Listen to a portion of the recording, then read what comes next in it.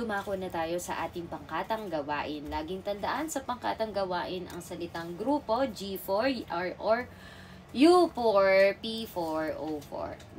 Ngayon, mga bata, maaari ko bang tanungin? Itaas nga ang kamay. Sino yung mga may hilig, may interesado at magaling sa pag-a-acting? Taas nga ang kamay. Tatayo. Patayuin mo muna sila. O sige. Para, dahil tumayo kayo... nga. Ganun. Opo. Dahil... Hindi na magtataas ng kamay. Tumayo nga. O sige, tama. Pwede din. Kasi nakataas ng kamay, tatayo. I mean, takan mo. O, tas ngayon, o sige. Dahil kayo ang magaling at mahilig sa pag-a-acting, basahin ninyo ang panuto. Pangalawa, sino naman yung mga magagaling ditong magsulat? Tumayo nga kayo. Sige, kayo na rin ang para sa group 2 naman. Basahin ang panuto. Next, sino naman dito yung magagaling tumingin ng mga larawan? O, tumayo nga.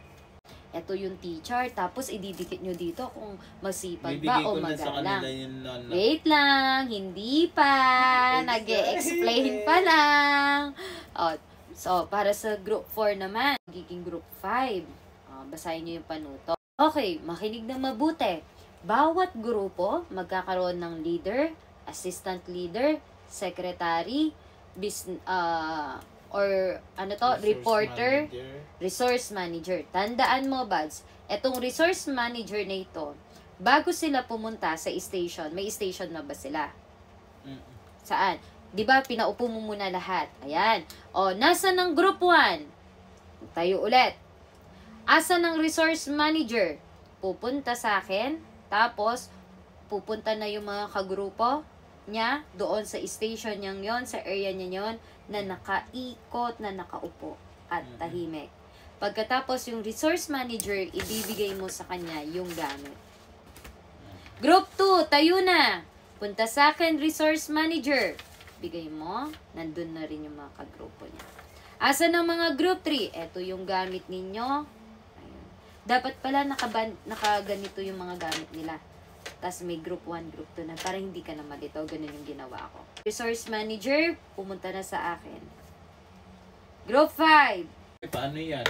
Paano ko sasabihin yung pamantayan na yan? Bago mo sila papuntahin sa area. Paano to? Tapos, ayun.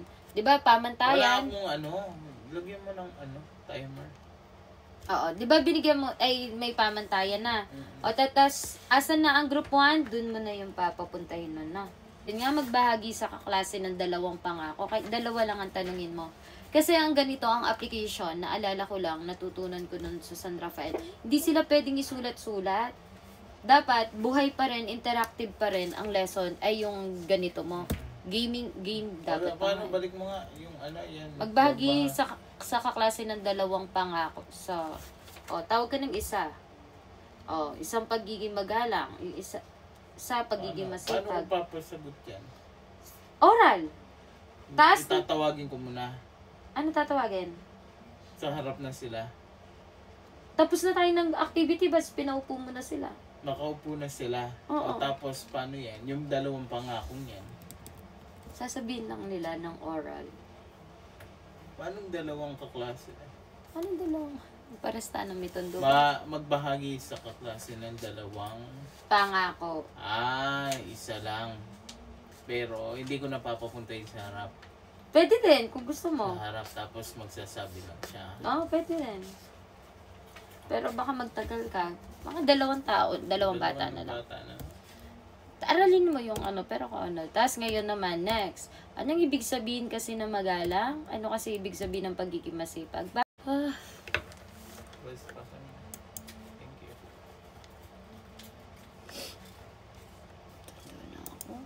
Gawa ko pang kahit ko. Lock. Maging speaker ko pa. Ano kaya ito?